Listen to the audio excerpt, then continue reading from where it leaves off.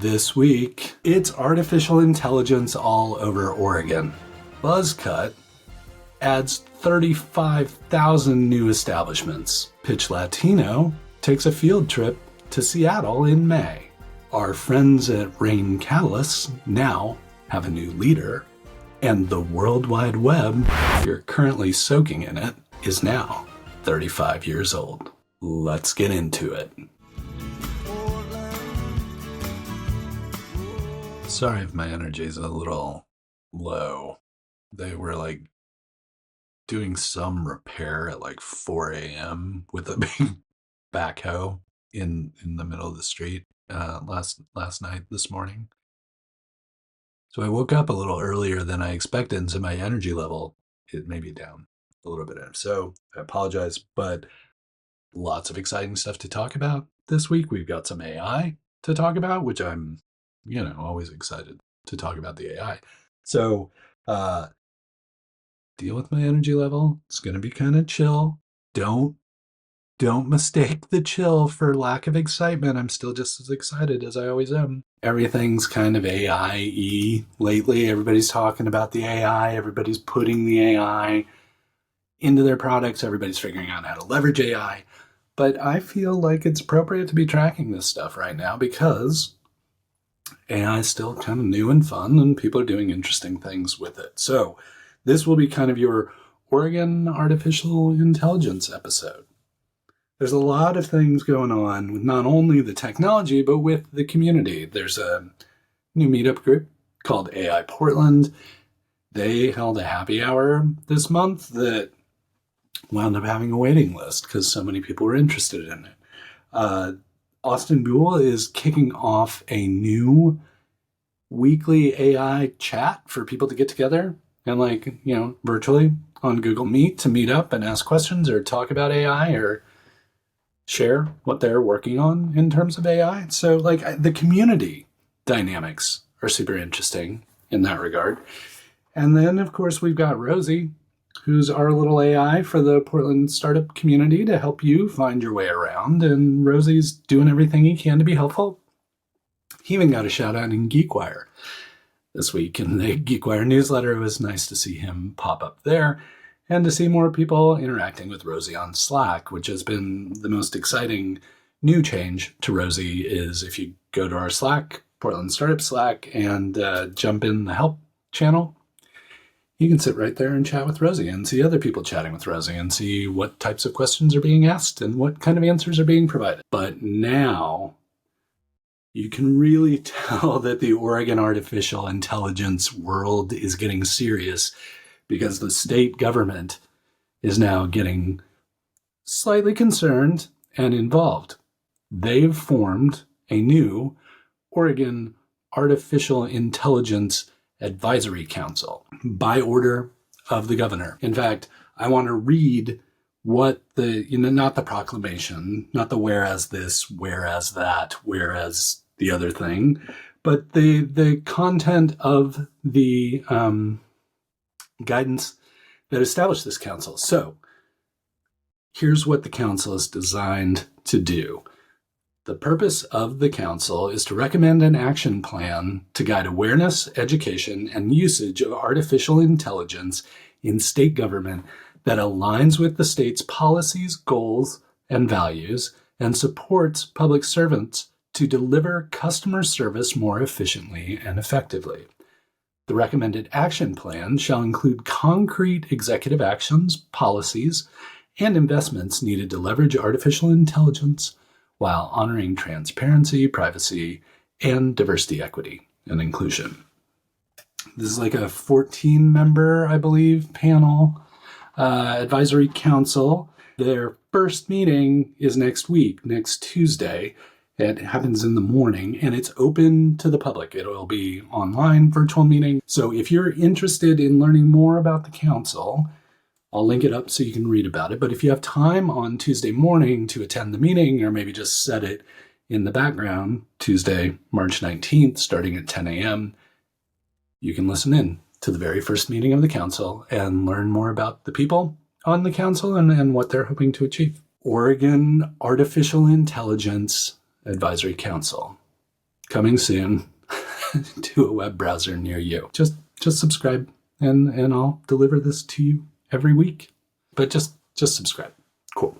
Thank you. Appreciate it. This week, the web turned 35 years old. So it's middle-aged, basically. Tim Berners-Lee put up a post that talked about his thoughts about the web and where it's going, what it's been like for it to be around for 35 years, and, areas that there, his hopes, but also areas where there have been issues.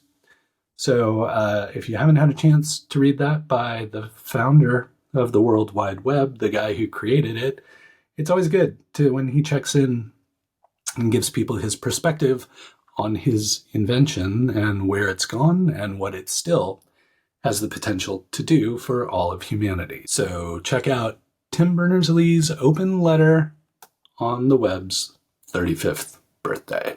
Sunday, St. Patrick's Day. So if you celebrate St. Patrick's Day, good luck with wearing the green and all that kind of stuff. And maybe if you're interested in not imbibing in alcohol during St. Patrick's Day celebrations, maybe check out BuzzCutt.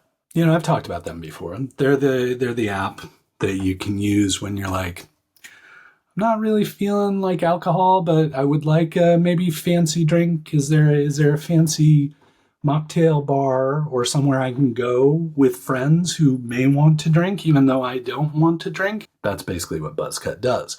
And it's done it very well locally and in some other areas throughout the US. But as of this week, BuzzCutt had a major upgrade and a major influx of content. They announced they now have 35,000 new establishments to frequent. 35,000 on the BuzzCutt app. Now that's all across the US. That's obviously not 35,000 establishments in Portland or even in Oregon. It's all across the US. But now that is like a robust database of available spots to get non-alcoholic drinks when you're out with your friends or when you're trying to figure out somewhere to go.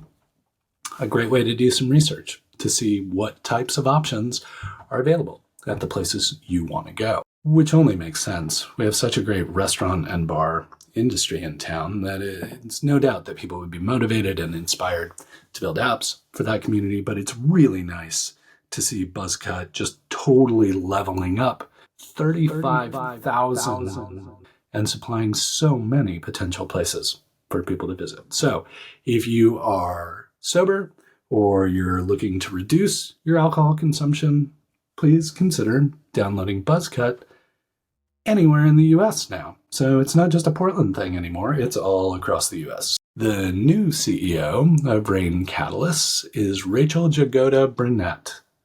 So she'll be starting here in March.